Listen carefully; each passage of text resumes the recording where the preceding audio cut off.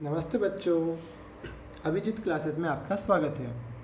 बच्चों, आज के इस वीडियो में हम पढ़ेंगे एनसीईआरटी क्लास 9th का चैप्टर नंबर 1 नंबर सिस्टम। तो बच्चों, नंबर सिस्टम ऑलरेडी आप प्रीवियस क्लासेस से पढ़ते आ रहे हैं। आपने क्लास 8th में भी नंबर सिस्टम पढ़ा होगा, क्लास 7th में भी नंबर सिस्टम पढ़ा है, 6th में भी नंबर सिस्टम पढ़ा है और इसके पहले भी आप नंबर सिस्टम्स पढ़ते आ रहे हैं। अब देखिए, क्लास 9th में नंबर सिस्टम्स में हमको क्या क्या पढ़ना है पहले वो डिस्कस करते हैं। तो 9th स्टैंडर्ड में हम जो नंबर सिस्टम में पढ़ेंगे, सबसे पहले उसका इंट्रोडक्शन देखेंगे। मतलब जो भी हमने अभी तक पढ़ा है नंबर सिस्टम में उसका एक छोटा सा इंट्रोडक्शन लेंगे। उसके बाद हम देखेंगे इरेशनल नंबर्स को डिस्कस करेंगे, इरेशनल नंबर्स क्या होते हैं। उसके बाद हम पढ़ेंगे real numbers and their decimal expansion, कि किस तरीके से जो है रियल नंबर्स को डेसिमल फॉर्म में एक्सप्रेस किया जाता है।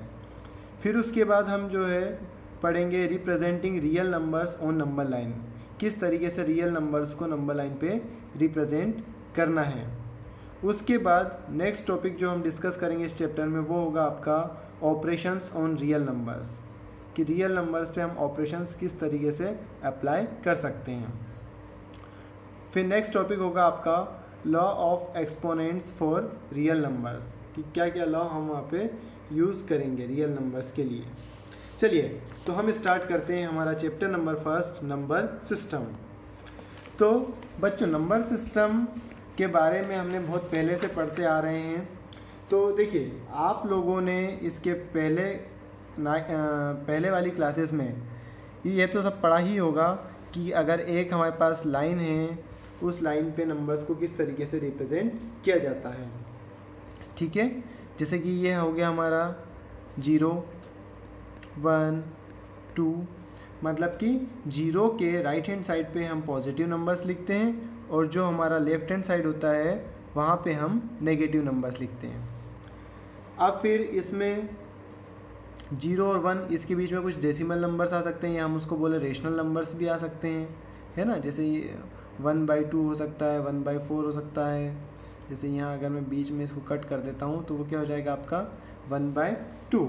इस तरीके से हम नंबर्स को रिप्रेजेंट कर सकते हैं। अगर इसका भी 1/2 और 0 का बीच का नंबर अगर हम लिखें तो वो हो जाएगा आपका 1/4। तो इस तरीके से हम नंबर्स रिप्रेजेंट करते आ रहे हैं नंबर लाइन पे। अब देखिए, अभी तक जो जो भी नंबर्स हमने डिस्कस किए हैं उनके बारे में थोड़ा सा पढ़ लेते हैं। देखिए, सबसे पहले हमने पढ़ा था नेचुरल नंबर्स, नेचुरल नंबर। तो नेचुरल नंबर्स क्या होते हैं वो तो आप लोगों को आता होगा। तो देखिए, नेचुरल नंबर्स में इसको मैं कैपिटल एन से रिप्रेजेंट कर रहा हूँ। नेचुरल नंबर्स को कैसे रिप्रेजेंट करेंगे हम? कैपिटल एन से। तो नेचुरल नंबर्स क्या होते हैं? जो नंबर 1 से स्टार्ट होते हैं उनको हम क्या बोलते हैं? Natural numbers. मतलब number starting from 1 to infinity, है ना। तो कौन कौन से नंबर होंगे इसमें? 1, 2, 3, 4 अप टू इन्फिनिटी। इन सबको हम बोलते हैं नेचुरल नंबर्स। मतलब the number which start from 1। ये कहाँ से स्टार्ट होते हैं? 1 से होते हैं। फिर उसके बाद हमने पढ़ा था होल नंबर। होल नंबर्स क्या होते हैं? तो होल नंबर्स को हम रिप्रेजेंट करेंगे W से।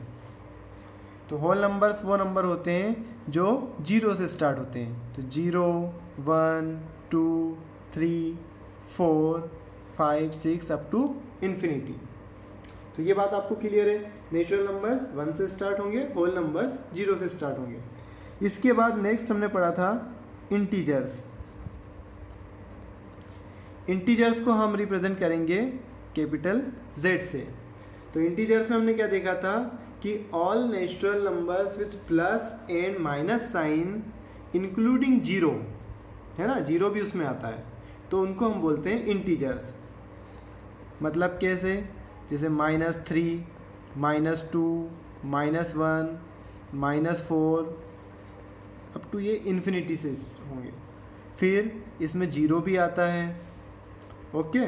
फिर 0 के बाद में 1, 2, 3, 4 अप टू इन्फिनिटी।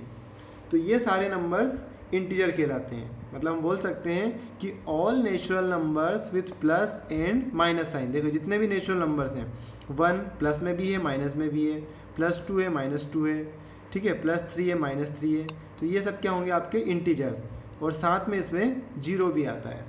अब देखिए बच्चों, जो ये नंबर्स हैं हमारे 1 2 3 4 5 अप टू इन्फिनिटी, इनको हम बोलते हैं पॉजिटिव इंटीजर्स। क्या होते हैं ये आपके पॉजिटिव इंटीजर्स, और ये 0 के इस तरफ होते हैं नंबर, ये इनको हम बोलेंगे नेगेटिव इंटीजर्स। ये क्या होंगे आपके नेगेटिव इंटीजर्स। और जो 0 होता है ये ना पॉजिटिव होता है और ना ही नेगेटिव होता है, इसका कोई साइन नहीं होता, तो इसको हम ना पॉजिटिव इंटीजर बोलते हैं और ना ही इसको हम नेगेटिव इंटीजर में इसको काउंट करेंगे। ओके, तो ये हमने पढ़ा था इंटीजर्स। अब इसके बाद में बात आती है आपकी रेशनल नंबर्स की। रेशनल नंबर्स, तो रेशनल नंबर्स क्या होते हैं? तो रेशनल नंबर्स को हम डिनोट करेंगे कैपिटल Q से, ठीक है। अब देखिए सबसे पहले तो कि ये रेशनल नंबर, इसको रेशनल नंबर क्यों बोलते हैं, है ना। तो बच्चों देखो, इसका जो रेशनल नंबर नाम इसको मिला है ना, वो मिला है इससे रेशियो से। अब रेशियो का मतलब तो आपको मालूम ही होगा, तो जब भी किसी दो नंबर को हम रेशियो में लिखते हैं तो उसको क्या बोलते हैं हम? Rational number. तो इसको ये नाम मिल गया है रेशियो से। अब देखिए रेशनल नंबर क्या होते हैं? तो the number that can be express in, क्या होता है? Numbers which can be expressed in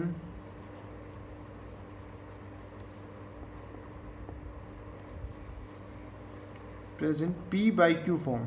Jin number को हम P/Q फॉर्म में एक्सप्रेस कर सकते हैं उन नंबर्स को हम क्या बोलेंगे? Rational numbers. Where P and Q, P और Q क्या है यहाँ पे? इंटीजर्स। P और Q क्या होंगे? इंटीजर्स। यही डेफिनेशन पढ़ी थी हमने। और कंडीशन क्या होती है? कंडीशन होती Q की वैल्यू 0 नहीं होना चाहिए, Q is not equal to 0। ये हमने पढ़ा था। तो numbers which can be expressed in P/Q form where P and Q are integers and Q is not equal to 0, ऐसे नंबर्स को हम क्या बोलते हैं? Rational numbers. कुछ एग्जांपल देखते हैं, जैसे कि 5/7, ठीक है। तो यहाँ पे 7 जो है 0 नहीं है, तो इस तरीके का नंबर है, ये क्या कहलाएगा? आपका रेशनल नंबर। अब बच्चों बताइए, अगर मैं 7 अकेला लिखता हूँ तो क्या ये रेशनल नंबर होगा? तो ये बिल्कुल रेशनल नंबर होगा। क्यों? क्योंकि इसको अपन 7 को इस तरीके से लिख सकते हैं 7/1, तो ये इस फॉर्म में आ गया 7/1, तो ये क्या हो गया आपका? P/Q के फॉर्म में आ गया, इसलिए हम इसको क्या बोल सकते हैं? Rational number. अब कुछ बच्चों को डाउट होता है कि क्या 0 रेशनल नंबर है? तो yes, 0 is a rational number. क्यों? क्योंकि देखो 0 को हम लिख सकते हैं 0/1, 0/1 भी करेंगे तो क्या मिलेगा अपने को? 0 ही मिलेगा। इसका मतलब 0 is also a rational number. But अगर 1/0 लिख दें तो क्या ये रेशनल नंबर होगा? तो ये रेशनल नंबर नहीं होगा, क्योंकि अगर हम 1/0 करेंगे तो क्या आएगा? वो नॉट डिफाइन, उसको हम डिफाइन नहीं कर सकते, इसलिए 1/0 is not a rational number. इसलिए हमने यहाँ पे कंडीशन लगाई है कि Q is not equal to 0, Q की वैल्यू क्या? 0 नहीं होना चाहिए। जैसे 5/0, तो क्या ये रेशनल नंबर होगा? तो ये भी रेशनल नंबर नहीं होगा। क्यों? क्योंकि Q की वैल्यू 0 नहीं होना चाहिए। इसके अलावा बाकी सारे नंबर्स को हम रेशनल नंबर बोल सकते हैं। तो इस डेफिनेशन से अब आपको एक बात समझ में आई होगी कि जितने भी ये नंबर्स हैं ये सब किस कैटेगरी में आएंगे? सारे नंबर्स को हम रेशनल नंबर बोल सकते हैं। All numbers are written as rational number. देखिए जितने नेचुरल नंबर्स हैं हमने लिखा है यहाँ पे 7 लिख के देखा था, तो 7/1 के फॉर्म में इसको एक्सप्रेस किया जा सकता है। होल नंबर मतलब 0 भी उसमें आ गया है रेशनल नंबर्स में। इंटीजर्स तो हम इसको ऐसे भी लिख सकते हैं -5/2, ये भी रेशनल नंबर होगा। -3/7 ये भी रेशनल नंबर होगा। तो जितने भी नेचुरल नंबर्स हैं, होल नंबर्स हैं, इंटीजर्स हैं, इन सब को हम रेशनल नंबर भी बोल सकते हैं। ठीक है, तो ये सारे नंबर्स रेशनल नंबर्स की कैटेगरी में आ सकते हैं। सबको हम जो रेशनल नंबर के अंदर पुट कर सकते हैं। ठीक है, अब इसका हम उल्टा देखें, क्या हम ये बोल सकते हैं कि all rational numbers are natural number? क्या सारे रेशनल नंबर नेचुरल नंबर होंगे? तो देखिए, ये रेशनल नंबर है 0, क्या 0 नेचुरल नंबर है? तो नहीं है। तो देखिए, हम बोल सकते हैं कि all natural numbers are whole number, जितने नेचुरल नंबर होते हैं वो होल नंबर होते हैं, but all whole numbers are not natural number. सारे होल नंबर नेचुरल नंबर नहीं होंगे। क्यों? क्योंकि होल नंबर में 0 आता है और नेचुरल नंबर में 0 प्रेजेंट नहीं होता है।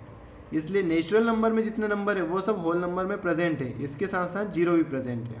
ठीक है, फिर हम होल नंबर और इंटीजर्स की बात करें तो हम बोल सकते हैं all whole numbers are integers but all integers are not whole number. क्यों? क्योंकि नेगेटिव नंबर होल नंबर्स में प्रेजेंट नहीं है। उसी तरीके से हम बोल सकते हैं कि all integers are rational number but all rational numbers are not integers. ठीक है, जैसे -5/2 लिखा, तो क्या इंटीजर्स में -5/2 आएगा? नहीं आएगा। तो इसलिए रेशनल नंबर्स इंटीजर्स नहीं होते हैं, लेकिन सारे इंटीजर्स रेशनल नंबर होते हैं। अब बच्चों, एक चीज़ और हमने प्रीवियस क्लासेस में पढ़ी थी, वो था इक्विवेलेंट रेशनल नंबर। इक्विवेलेंट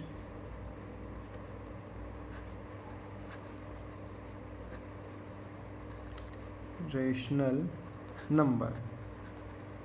अब इक्विवेलेंट रेशनल नंबर क्या होते हैं? जैसे कि ये नंबर मैंने लिखा 5/10, ठीक है, और एक नंबर में लिखता हूँ 1/2।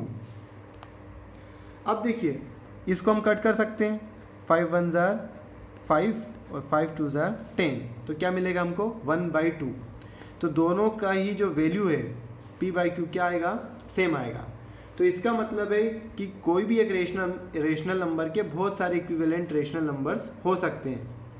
लेकिन जब हम रेशनल नंबर्स की बात करेंगे तो हमेशा हम उसका जो शॉर्टेस्ट फॉर्म होगा, मतलब कि ऐसा नंबर जिसका 1 के अलावा कोई और कॉमन फैक्टर ना होगा, उस फॉर्म में उसको लिखेंगे, उसी को हम रेशनल नंबर्स कंसिडर करेंगे। ये भी रेशनल नंबर है, इसमें कोई रॉन्ग नहीं है, लेकिन जब भी हम डिस्कस करेंगे तो हम उसके सिंपलेस्ट फॉर्म को कंसिडर करेंगे। जैसे कि अगर 5/10 और 1/2 दोनों की वैल्यू सेम है, इसलिए जब भी हम p/q लिखेंगे तो इसका मतलब क्या होगा? 1/2। अब बच्चों, एक्सरसाइज सोल्व करने के पहले एक चीज़ और हमको डिस्कस कर लेना है। वो क्या कि अगर मैं बोलूँ कोई दो नंबर लेता हूँ, सपोज 1 और 2, ये दो नंबर हैं।